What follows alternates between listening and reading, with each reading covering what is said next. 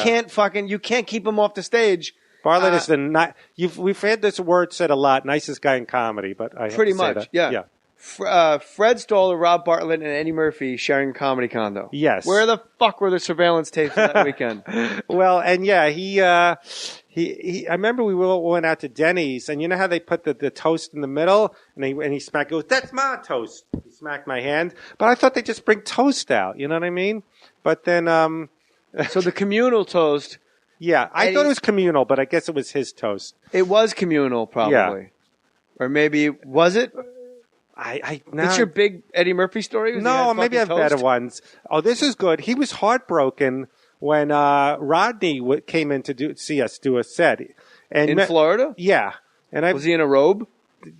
Oh, God. Rodney loved the robe. He came in and remember Eddie Murphy did a thing like, I want you to say the N-word. Well, he didn't say that. He goes, get it out of your systems. Remember Eddie would do that bit? And the audience loved doing it, not because I guess they really were mean. Well, in Florida, they really like to say it. Yeah. So I remember. A bunch of fucking hillbillies there. So then Rodney goes to him. First, Rodney tore me and him a new asshole. He goes, I don't see where you're going with that nigger shit. And Eddie was really distraught. You know, this is pre-SNL? Yeah, right before he got it. And he says to me, he goes, you take too many liberties. Because I guess I was low-key. Is that not as Rodney? I mean, it's Larry David again. Larry David's in my dreams. What did he say about Rob Bartlett? You're going to the top, kid, okay? Hey, Wang, it's a private club. Don't tell him you're Jewish, okay? Right. So we went, at the Times, I'm sorry. Don't pay attention to the wizard. We went. What did Rodney say to Rob Bartlett? I think he didn't see him. He just saw me and Eddie Murphy. And what was the club? He came into our club. Do you know what the name of the club? Yeah, the comic strip, the Fort Lauderdale comic strip. Oh, that's right, because they were all fucking coked out. Tinkin and those guys. Yeah. Were so railed out on coke that they had these weird ventures. They're like, we'll open one in Florida. Yeah. What could go wrong? And the air conditioning was broken, so we all had to sleep like on the terrace, like we were in a Vietnam movie. You know, we're camping with the thing. And then, a lot of balconies in Vietnam. Yeah. The fuck is Fred talking about? I don't know. But they'd always say, we were all out on the balcony, like in the Vietnam movies. You remember in Platoon when John... It took them... To me, it was Vietnam because we were on a terrace and like camping. So they never fixed the air conditioning because they'd always go... Because 2 weeks, the next comedians came in. They go, we're going to get to it. So, Yeah, there wasn't a persistent complaint. It was a different complainer every time. Yes. Now, when you were working with Eddie Murphy, did you watch his act and go, this guy's different from everyone else. He's going to be a superstar? Or was he just a guy doing comedy? I knew he was talented, but... it's weird because you're warped because I was stupid because you think the guys that make it were the big deals at the Improv and Catch, like Glenn Hirsch or Mark Schiff or Joe John Piscopo. Solomon's headlining. Jonathan Solomon. Yeah, you thought, like I didn't think Sandler, but then, you know what I'm saying? I think of who... Yeah. But Eddie, when you watched Eddie on stage, was it They had him with everything, yeah. I'm saying he just had them. There was no bombing with him. Ever? Yeah. And did you wear like leather suits and stuff? No, he didn't do that. I remember he stole a lot of sunglasses. He go, look what I got at the department store. Really? Yeah, he had like 4 sets of sunglasses. Eddie Murphy, sunglass thief. And we all went not ski board. What's the thing? Snowboard? Jet skiing. And I kept, I couldn't even stand up. I was on my knees and I kept falling off. And the jet ski would like go around and around. Yeah. And I kept going, people on the boat, help, I'm nauseous from the exhaust. So every time I see Eddie, he goes, people on the boat, I'm getting nauseous from the exhaust.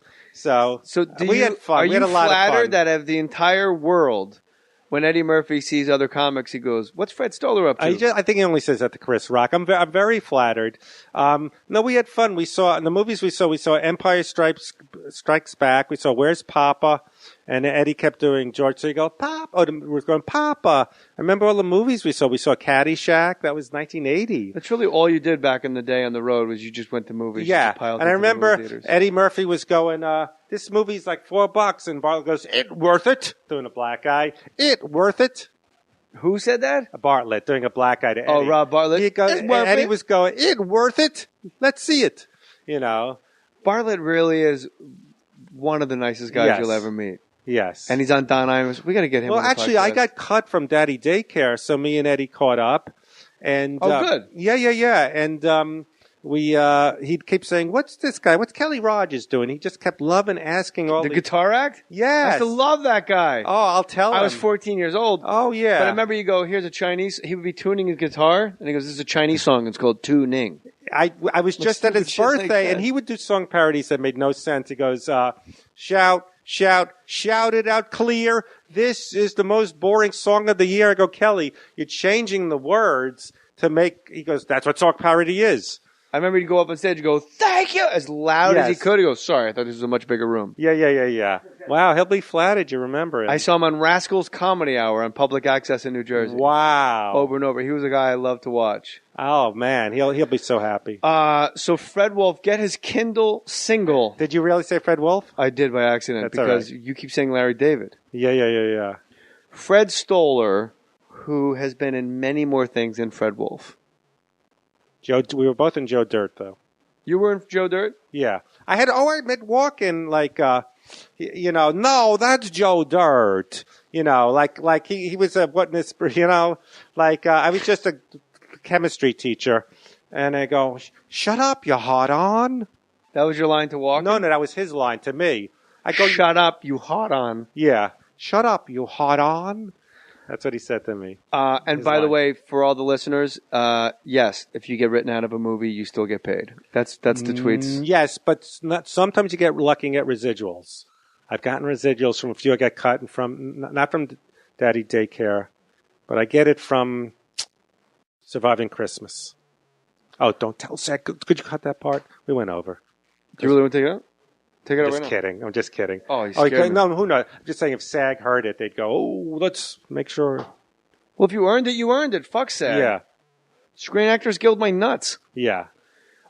Fred Stoller has a Kindle single. I didn't even know this medium existed. Where you, like Peter Tobolowsky has one. Stephen, what's his name? Tobolowsky. Stephen? Stephen Tobolowsky Stephen has King one. has. Stephen King. He's serious. Yeah, Stephen King has. It's really fascinating.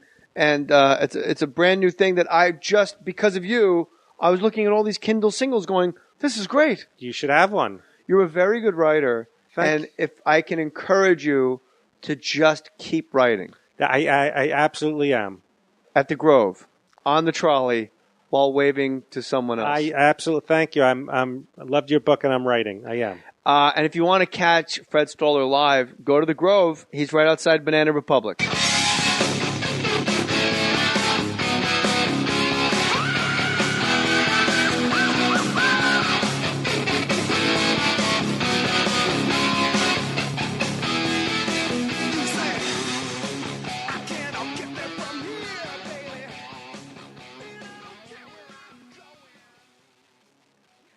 This has been a production of Smudcast Internet Radio.